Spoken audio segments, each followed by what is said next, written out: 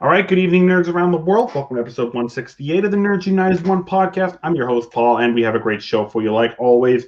And we are going to be wrapping up our video game list revisit with interrogating each other with our five favorite video games of all time.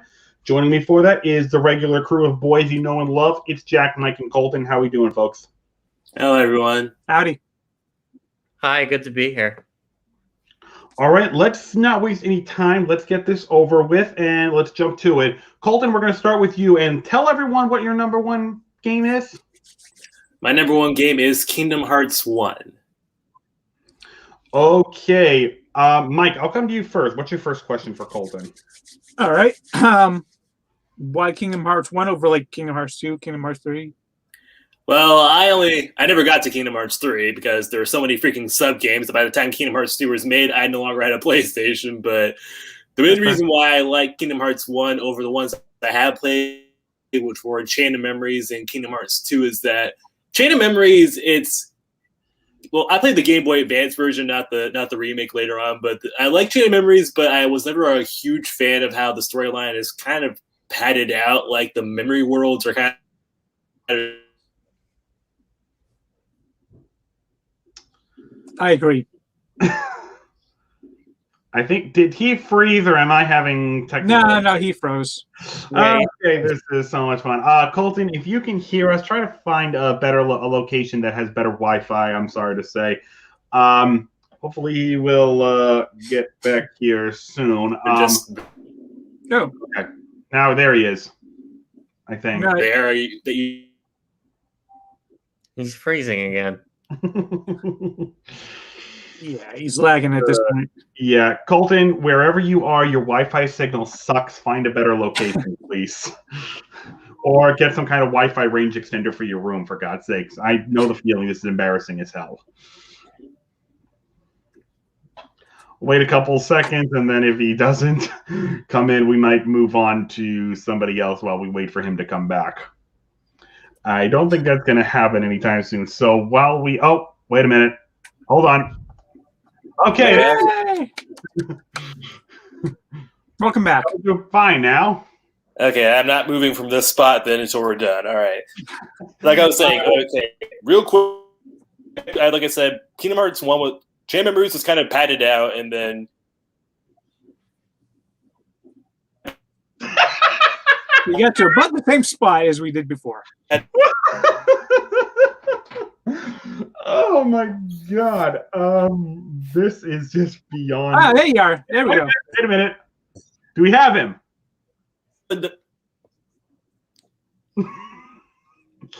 We have him for 1 minute.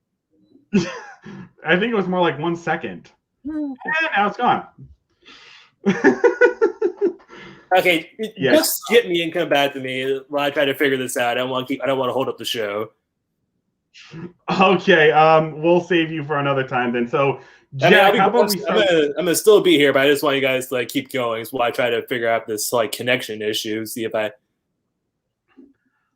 All right, so we will save you for later. Anyway, Jack, I'll come to you next. Now, what's your number one game?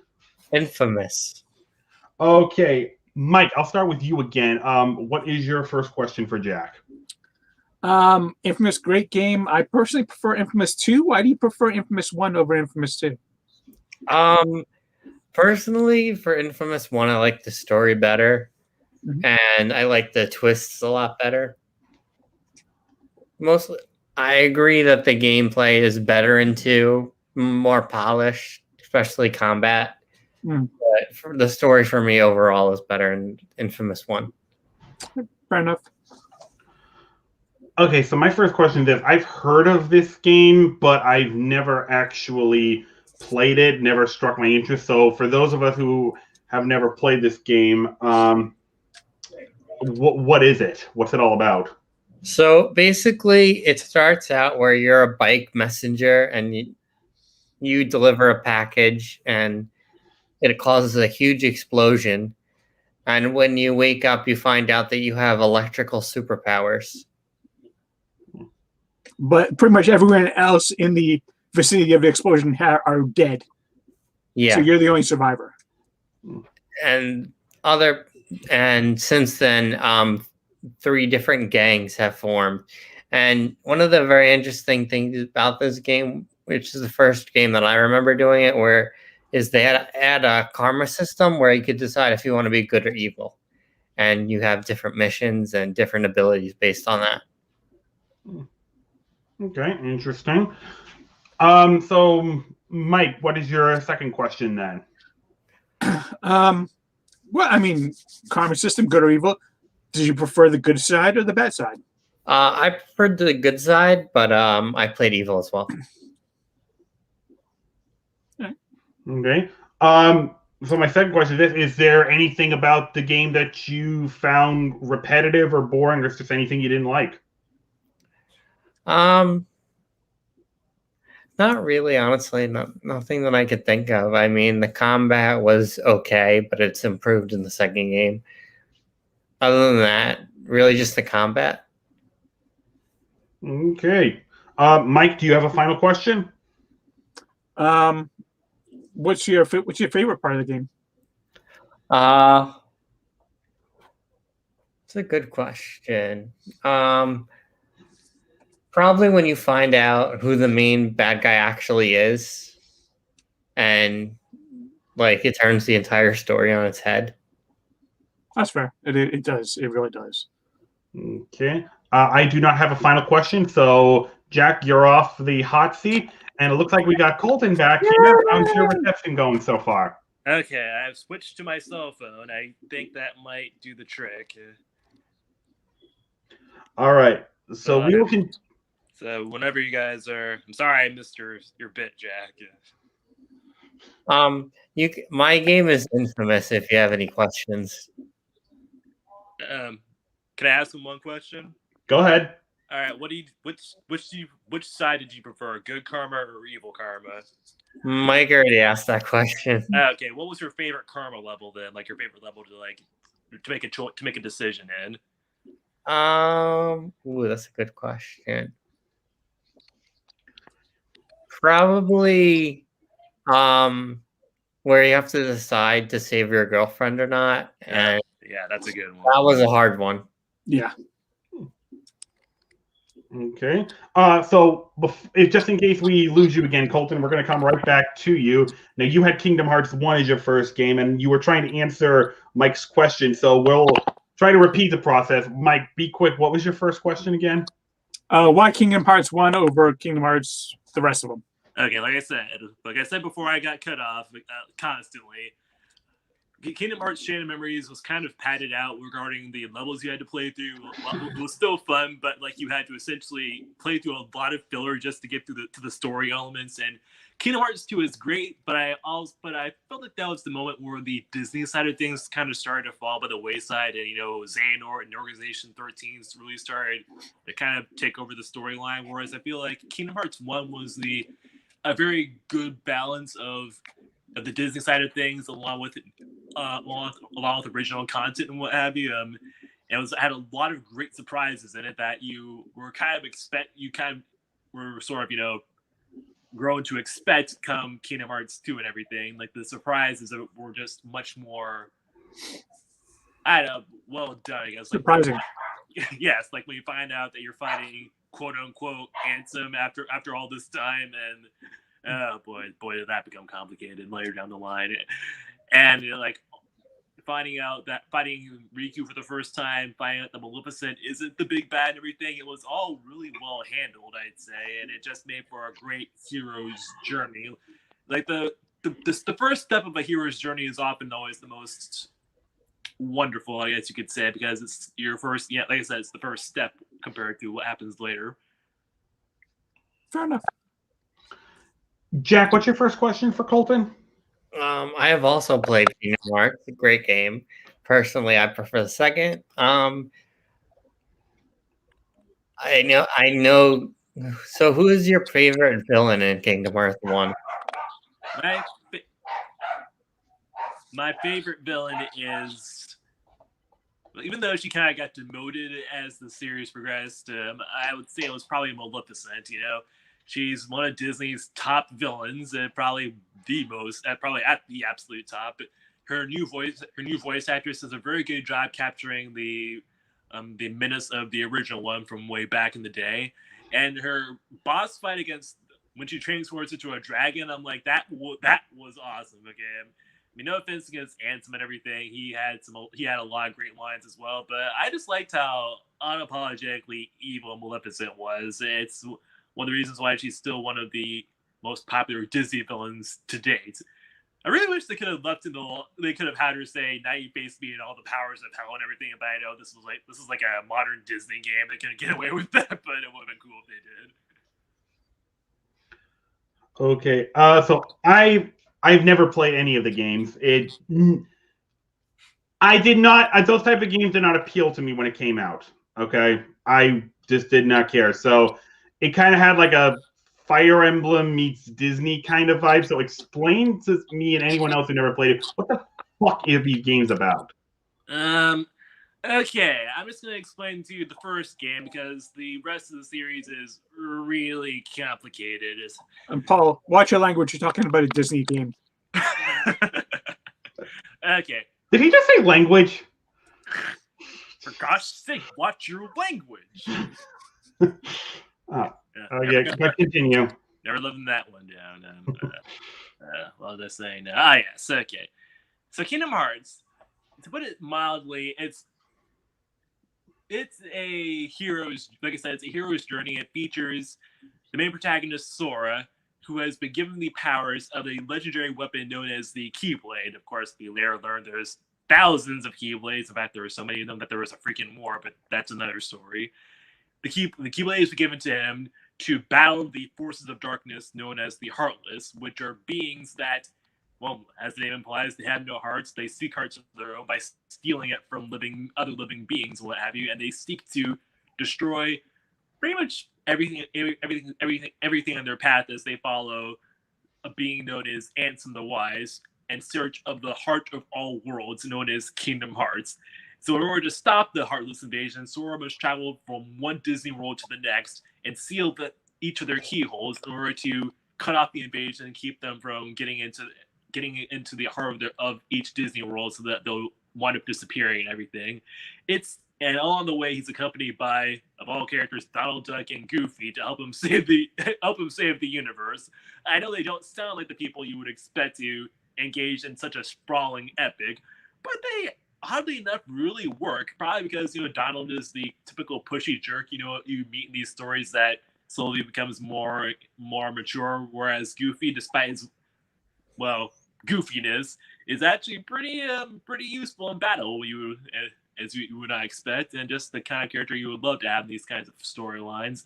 And of course, you got betrayals, you got damsels in distress, you got these huge sprawling battles, including fighting freaking Chernobog himself from Fantasia. It's all a great heroic tale of light versus dark. And did any of that make sense? You probably have to explain it to me a few more times, because by God, that sounded bizarre as heck. That's part of the appeal. I'll put it like this: you didn't exactly do anything to turn my interest into it, but we'll see what goes. We'll see what happens as we get more into it. So, Mike, what's your next question for Colton? Mike, you're muted, Mike. Sorry, I had a dog barking in the background. So anyway, did you have a favorite summon? Did I have a favorite what? Summon. Yeah. Let's see. I think my favorite summon was probably the genie. He's like he's got a cheap spell, but honestly, considering how tougher the levels get as the game progresses, he's a good way to get you out of a quick jam. He leashes a flurry of spells against whatever enemies are going up against, and I love how he's like, "This can leave a mark." Boom. Jack, do you have another question? Yeah, what's your favorite world? This is going to be a bit of a controversial pick because I know it makes most people's least favorite worlds, but my favorite level is actually Atlantica. I mean, for one matter, I know it's an underwater level and everything and the controls are a little wonky from time to time, but I like it for its narrative place in the game. It's Like it's our first world where someone actually has an idea as to what's going on. Like King Triton knows everything about the Keyblade and how it brings, as he believes, ruin to whatever worlds people visit. And it has probably one of my favorite boss fights in the game when Ursula changes into her giant form, and it's our first big, huge fight. But I also loved it for Sora and Ariel's dynamic. You know, Ariel kind of, they relate to each other. Like Ariel, like Sora, wants to visit other worlds and whatnot, resulting in the two of them having more connection than Sora has with some of the other Disney characters. It all makes for a pretty engaging part of the story, I'd say. All right. So, is there any? My second question is pretty simple. Was there anything about this game aged well since it first came out? Sorry, you kind of froze there for a second. What were you saying? All right. This game came out like what, 1999, 2001, somewhere around there. 2002, as in it predates YouTube. Okay, so is there anything about the game that you don't like or feel hasn't stood up to the test of time? Yeah, probably my least favorite part of the game is Olympus Coliseum, which is the Hercules level. Yeah. For starters, in order to seal the keyhole, you have to beat the level 3 times. But the keyhole sealing fight is kind of anticlimactic as it's against Hercules and not Hades. And you do fight Hades. You do eventually fight Hades, but it's after the keyhole has already been sealed, so it's kind of pointless at that point. And it's honestly it's kind of a waste of a world, I'd say, overall. Which is what, if there's one thing I liked about Kingdom Hearts 2 more than Kingdom Hearts 1 is that Hercules' level was a more proper stage in that one compared to this. It's kind of, like I said, it's more or less just the only reason you really had to beat the Hercules stage is for bragging rights overall, because it's just a bunch of tournaments and whatnot. And even after Hades is defeated, he's not even the final boss of the tournament he's in. You fight the Rock Titan like 9 fights later, and there's like 50 fights in the Hades Cup alone. So I'm like, oh my gosh, I first bought that on hard mode, so I have no idea how I had the patience to go through so many fights. And Sephiroth is ridiculously overpowered. Yeah. And that's like that. You don't even get to them until later. It's like, you have to fight the Ice Titan after that, and then Sephiroth for the Platinum match. And what's worse is that after Sephiroth is beaten, he just vanishes. There is no payoff. So if you do not play Final Fantasy VII, you are not going to know what the hell his deal is. Okay. Mike, do you have a final question? Do you have a least favorite world? Yeah, like I said, Olympus Coliseum is definitely. Sorry. Besides Olympus Coliseum. If I had another least favorite stage, it would probably be Agrabah. Not that it's bad, but that the Jafar, mainly because the Jafar fight is a bit of an anticlimax. And he changes into an all-powerful genie, but honestly, all you have to do to defeat him is attack his lamp. Iago is flying around the stage, but he's very easy to attack, and Jafar's attacks are very easily telegraphed. You would honestly have to make a concentrated effort to lose to him, even on hard mode. Okay. Jack, do you have a final question? Yeah. Who's your favorite side character, and why is it Pete? Well, he's not until the second game, remember? My bad. But my favorite side character in the first game, however, it would probably be. Let's see here. Like I said, I think my favorite side character is Ariel. I know that's a bit of a weird response, but like I said, I like her for her and Sora's dynamic and how she's the only female character in the entire game that actually gets to fight alongside and whatnot. Like every other Disney princess gets themselves captured at one point. But Ariel, she actually gets to be a party member and fights along and gets to fight by his side. That was pretty cool. And I like their little farewell at the end where she's asking Sora what's his world like and everything, and he apologizes for not being upfront with her about where he's been from and everything. It was sweet. I liked it. All right. My final question is going to be a little bit on the sillier side. One thing I do remember about this game was the earworm theme song used in the commercial for advertisement. I've heard your blessed singing vocals range it all the time, Colton. So, do you have it on your iPhone or something? I have my iPhone right here. You want me to play the song? No. You can enjoy it to yourself later tonight. I just wanted to know if you had it. All right. Yeah, it's a great song, and it really, especially when it plays at the end during the ending credits, it really makes you just sit back and just fondly reflect on the sprawling journey you've just been on. And it honestly has come close to moving me to tears a few times. I like how at the beginning it's like kind of like a high beat, tempo one, and then during the end credits it's much more slow and more reflective. All right, so you're off the hot seat, Colton. Well done. All right, Mike, you're next. What is your game? My game is Mass Effect Andromeda. Okay. It was a close toss-up between this and Mass Effect 2, just so you know. Okay, Jack, I'll come to you first. What's your first question for Mike? Why is this your favorite one in the series? I mean, there is a lot of them. Yeah, and this one was kind of overwhelmingly panned at the beginning when it came out, and I guess there were a lot of glitches. I didn't really notice too many of them, but I like this one because it is different from the ones from the other three. I mean, the first game was a great game, but it had its issues. The second game was phenomenal, but without the first game, you don't really understand majority of what's happening in the second game. And the third game was very, very fun until you get to the end, and then it's just kind of like, oh, that's it? Really? That's what you're giving me? Whatever. This one, it starts off fresh. It's learned all the lessons from the first three games, and the platforming, like, actually wandering around the world. First off, you're sent to an entirely different universe. Well, not universe, but a whole new galaxy. So the dark space that the Reapers are residing in the first game, you've gone through that again 600 years after the events of the trilogy. So they make a few minor connections, but all in all, it's a brand new setting, brand new game, but you still have a lot of the elements that made the trilogy so great, and they kind of improved upon that. So it doesn't have all the baggage of the trilogy, and it allows itself to be a little bit more lighthearted, a little bit more fun. Okay. Colton, what is your first question for Mike?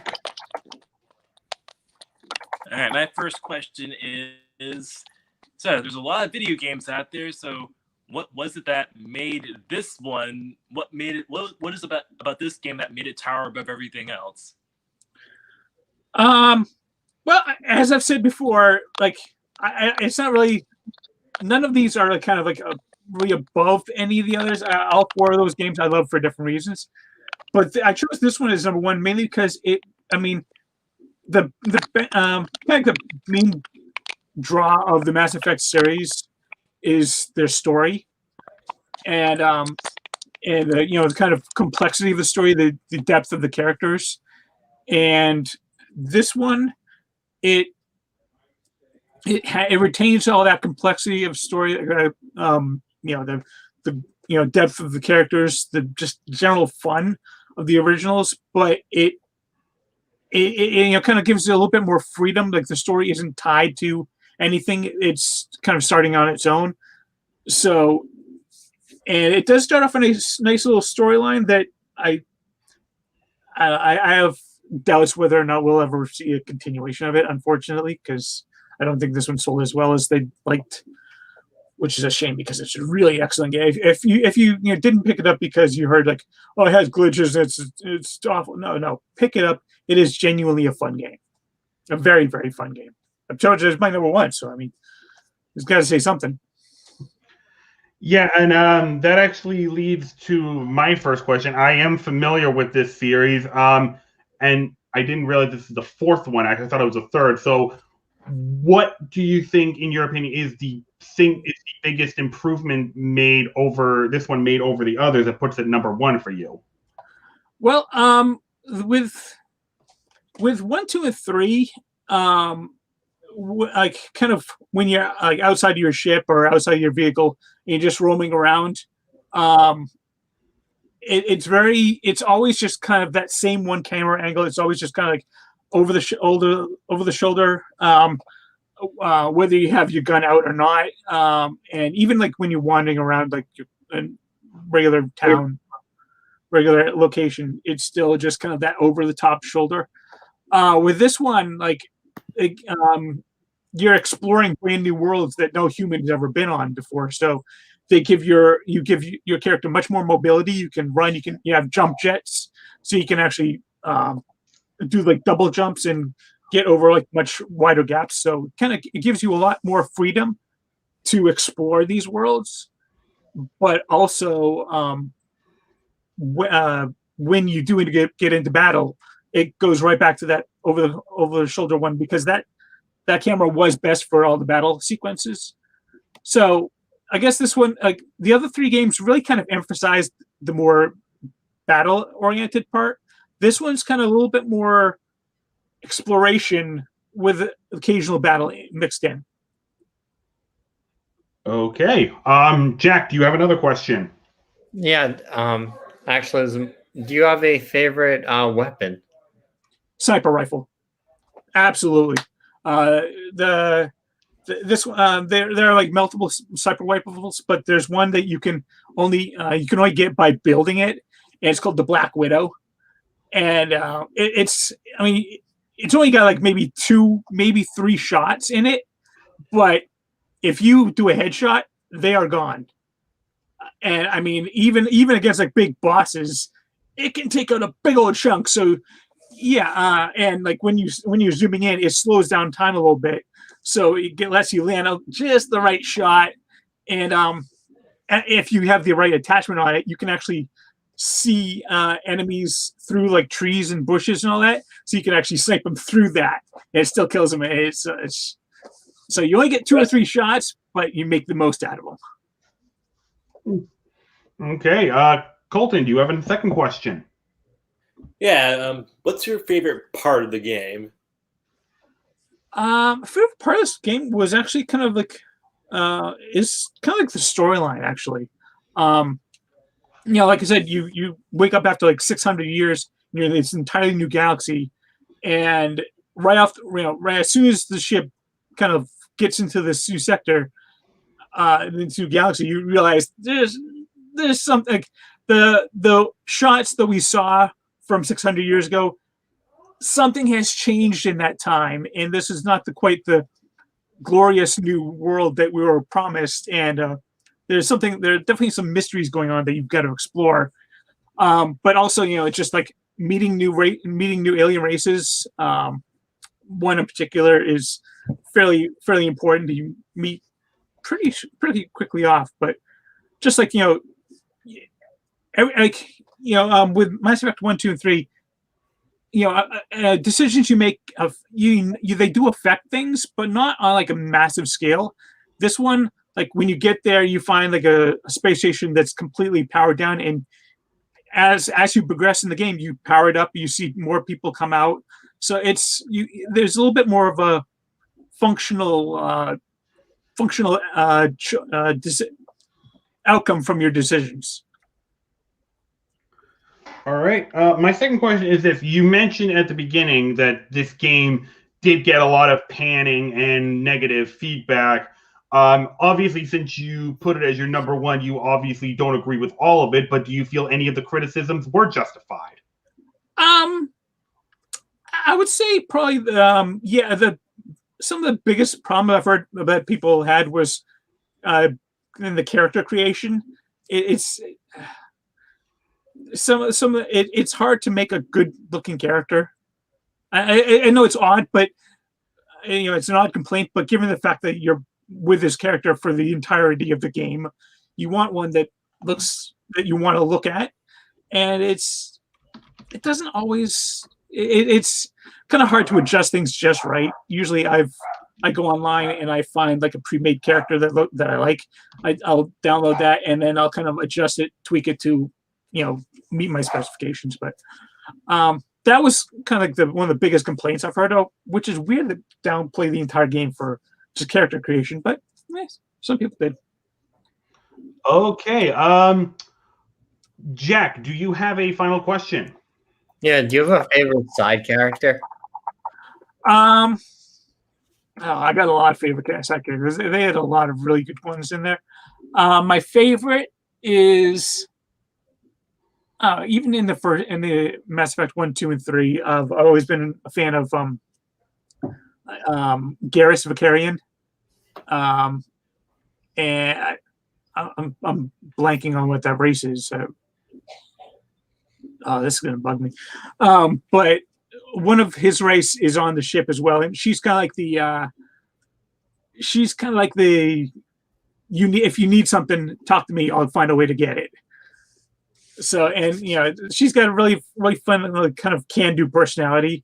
But it's just her. And she's got a sister with her in the New Galaxy as well. And then the interactions between those two is always kind of fun. So yeah, I would say she's probably my favorite character.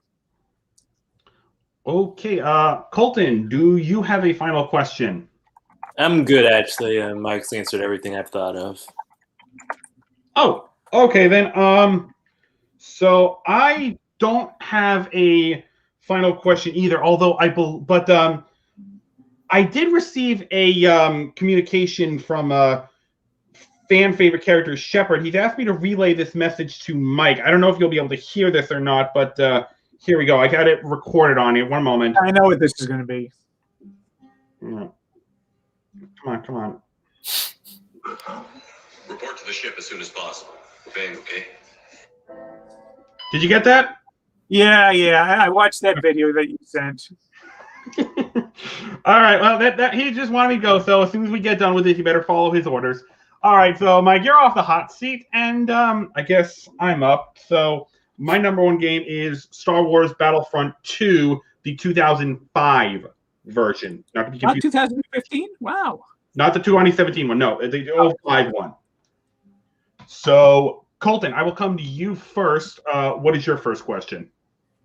All right, so my first question is a simple one. What's your favorite map in the game?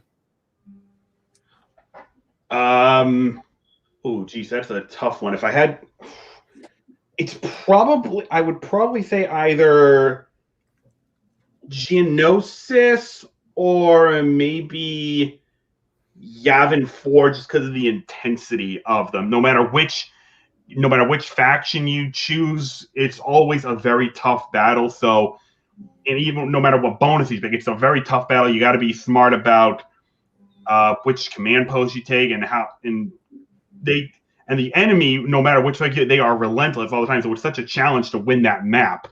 So, and then Geonosis is just sprawling and epic and just so huge and just a lot of fun to explore around and kick some booty. Although if you're playing as the Republic, having those Geonosians shooting at you is not fun. All right, Jack, what is your first question? What side do you like playing better, Rebels or Empire? Empire. I don't really have a favorite. They're both very cool. Although, truth be told, I kind of like the Republic actually the best. I don't know, something about them. I just really love playing with the Republic. So yeah, not really a favorite, but I do find a favor the Republic side of playing. All right, Mike, do you have what is your first question? No, I don't have a first. No, of course, yeah, I've got a first question. Why Battlefield 2 over like Battlefield 1 or the new Battlefields 2017 and so on and so forth? Okay, well, I'll answer the second part of your question first. On principle, I refuse to play the EA Battlefront games. I do not like EA at all. I think they're a piss-poor organization, and I refuse to give them any money. Fuck EA. As far as I just saw Mass Effect. Sorry. So as far as this one over the 04 one, it's because so much was improved upon it from the 041 to this one. You know, the story was much improved, gameplay was much improved, the rewards are much improved. You know, star battles, star fights, dog fights in space, which you could not do in the first game. Yeah, you could jump into Starship, but you were still on like a ground level. Here, you can actually dogfight in space with capital ships all engaged, and of course, the ability to play as the heroes, to rush through a battlefield as Darth Maul buzzsawing your way through enemy troopers, or playing Luke Skywalker cutting down Imperials running in terror. It's so exhilarating. So that's why I picked the 051 over the others. All right, Colton, do you have another question? Yeah, real quick though, I always love when you're playing as Vader and whenever the rebels see you, they're like, "It's Vader. Let's find another way around." That always made me laugh. Okay, but yeah, my question is: so the game is told from the POV of the Empire, and it plays until the Battle of Hoth. Did you laugh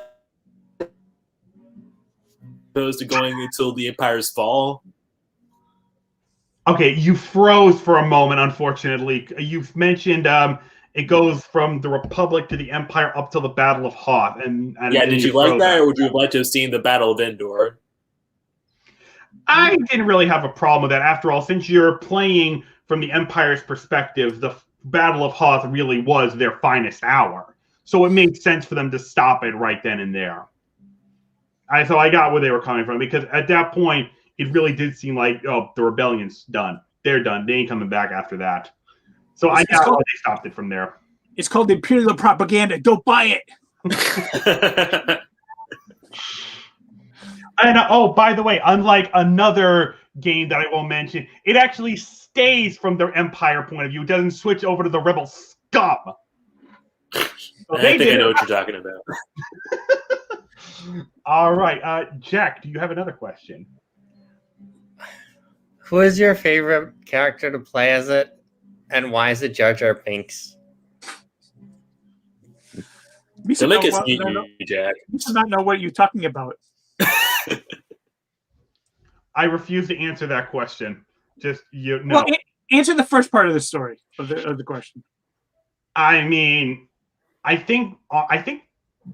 Oh, that's a tough one. It's either Maul or the Emperor. Because with Maul, you know, especially when you're choosing the Coruscant map, you're buzzsawing your way through the clone troopers, and they're just like, they're scared, and just the acrobats, or when you're playing as the Emperor, because regardless of who you're facing, whether it's the Republic clones or the Rebel scum blasting torrents of lightning, then you get the feeling of that unlimited power that he does. It's so fun. You don't even need the lightsaber. You can use it if you want to, but all you need is force lightning. That's all you need. So yeah, it's either Maul or the Emperor. They're all my favorite characters to play when you get to unlock them. Dang. I just noticed that Clone Wars came out in 2008, because playing as Ahsoka would have been pretty cool too. That would have been nice too, yeah. All right. So Mike, do you have another question? Yeah. You mentioned some of your favorite maps. Was there any map that you're like, oh, I don't like fighting on here? In far as like Galactic Conquest goes, it's usually playing on like Hoth as the rebels, because that is so friggin' difficult. You're almost like it's designed for you to fail unless you play the Empire. So I can't tell you how many times I played Hoth as the rebels on instant action mode just to get myself improved on it. But even then, I can't. It's not good. I cannot win that map as a rebel. So for those reasons, for strategy reasons, I try to make sure that Hoth is blocked off during Galactic Conquest mode. Fair enough. It actually kind of was just probably designed so rebels can't win. All right, Colton, do you have a final question? Yeah. So I've asked you what your favorite map was, but what would you say is your favorite part of the story? What was your favorite level in the story mode? Nightfall. And the Nightfall, this was the mission where you execute Order 66. And yeah, the gameplay is fine. The objectives are decent, and getting to play as the newly anointed Lord Vader was nice. But really what sets it apart is Tamara Morrison's legendary monologue at the beginning. even today, and I've played that campaign maybe 40 times over the 16 years I've owned that game, I get chills every time I listen to it. It is so goddamn good, and it speaks really to Temra's quality as a capability as an actor. He's a damn fine actor, and that monologue gives me chills every time. It never gets old. And I think anyone who's played that game, they can recite that monologue from heart. It is, in my opinion, the single greatest monologue in Star Wars history. Nothing tops it. And which I will say, it kind of makes me bummed that given the changes that Lucas made in Clone Wars, it's no longer canon. You can't really call that monologue canon anymore because of what we now know about why the clones executed the order. But it doesn't take away the chill factor for it. All right, Jack, do you have a final question? Yeah, who's your least favorite person to play as? None. There's really none I don't like.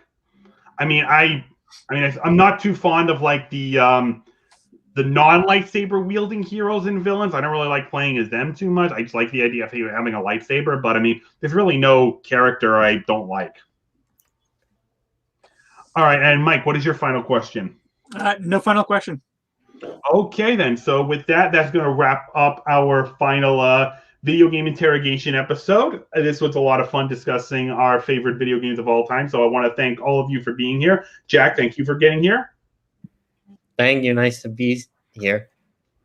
And Colton, I appreciate you working through your technical issues to join us till through the end. Yeah, I'm sorry about all the freezing, but I had a good time being here. Great games, everyone. And Mike, thank you as well for being here. Yeah, great to be here. And seriously, give it a shot. It is a damn fine game. I'll see if I can find like the first one on Steam. Well, if you go back to like Mass Effect 1, 2, and 3, wait until I've heard March-ish, mid to late March, because they are apparently releasing Mass Effect the Legendary Edition with all 3 games. I might just do that if I can find it on sale. Okay, so thanks guys for watching. We will see you next time. Have a good day, everyone. Bye-bye.